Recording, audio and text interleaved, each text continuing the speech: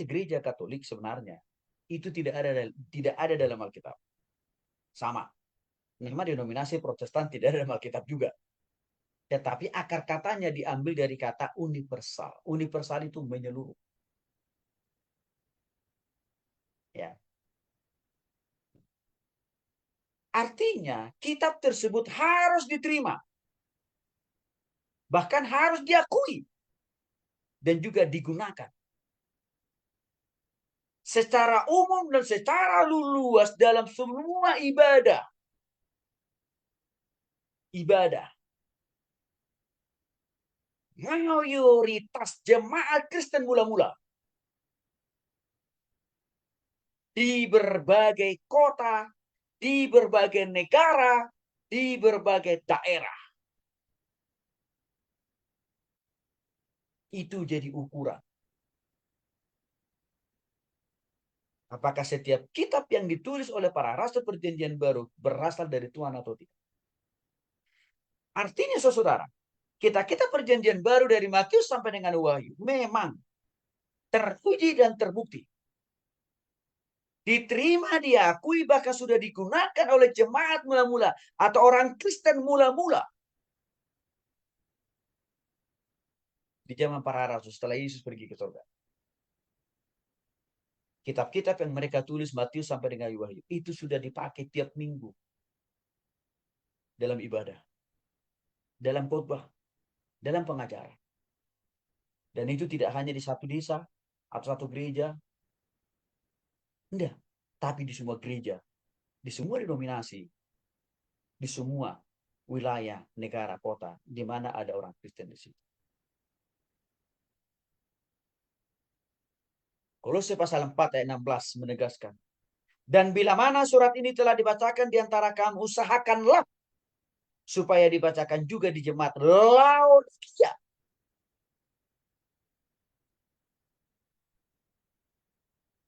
Artinya, Paulus kasih contoh di sini. Surat Kolose tidak hanya dikhotbahkan, diajarkan oleh Paulus kepada jemaat di Kolose. Tapi firman Tuhan yang ditulis oleh Paulus dalam Kolose juga diajarkan di jemaat Laodikia. Ini salah satu contoh. Firman Tuhan yang ditulis oleh Paulus dalam surat-suratnya itu sudah lama dipakai oleh orang Kristen mula-mula.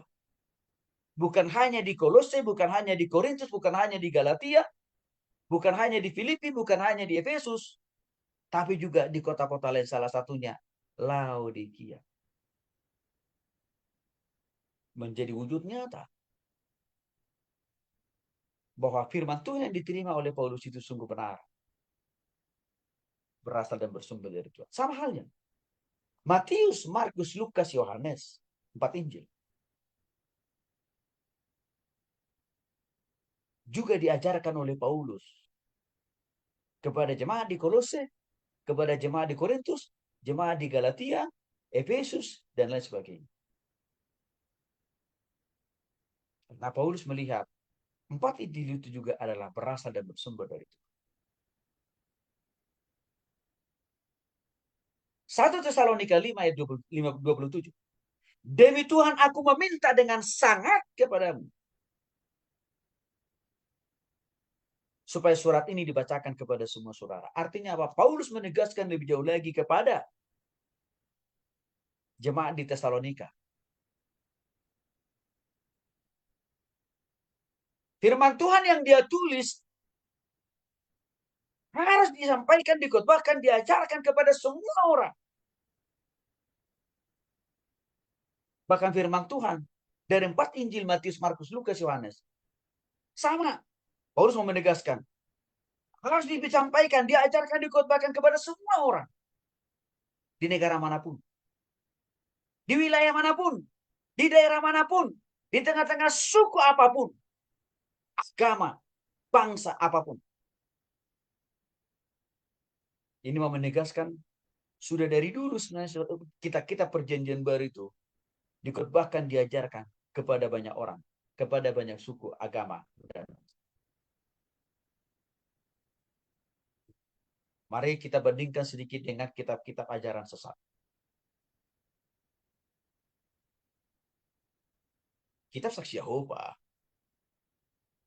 itu hanya dipakai untuk pengikut atau gereja-gereja Saksi Yehova.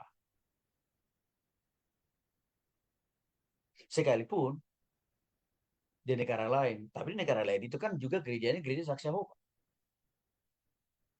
Artinya gereja-gereja Protestan, gereja-gereja Katolik, gereja-gereja Pentakosta, Karismatika tidak memakai kitab Saksi Yehova. Nah, itu perbandingannya. Yang kita pakai apa? Ya kitab PB yang terdiri dari Matius, Markus, Lukas sampai dengan Wahyu itu kan. Itu perbandingannya, teman-teman. Syarat yang keempat, kriteria para penulis perjanjian baru harus diinspirasi. Artinya firman yang mereka terima itu harus berasal dari Tuhan. Bukan dari hati pikiran mereka, bukan juga dari kepentingan atau motivasi diri mereka. Artinya, Bapak-bapak gereja percaya bahwa gereja tidak menciptakan kanon, tetapi mengenali kitab mana yang diilhami berasal dari Tuhan. Tentu artinya apa? Standarisasi yang dipakai oleh para rasul, bapak-bapak gereja untuk menerima kitab-kitab PB, ya itu firman Tuhan atau tidak, itu memakai mengujinya dengan kembali menyandingkannya, memperbandingkannya, mengkomparasikannya, menyeleksikannya dengan apa? Sesama kitab PB atau terhadap kitab PL. Itu proses pengujiannya. Jadi bapak-bapak gereja tidak menguji hanya atas dasar ya saya suka dengan surat-surat yang ditulis oleh Rasul Paulus, maka saya jadikan firman. Tidak begitu. Saya suka dengan Injil Matius. Ya udah ini saya terima, enggak begitu. Standarisasi pengujian mereka pakai itu adalah diuji berdasarkan apakah ada ajaran ya di dalam kitab-kitab perjanjian baru itu bertentangan dengan ajaran kitab perjanjian lama.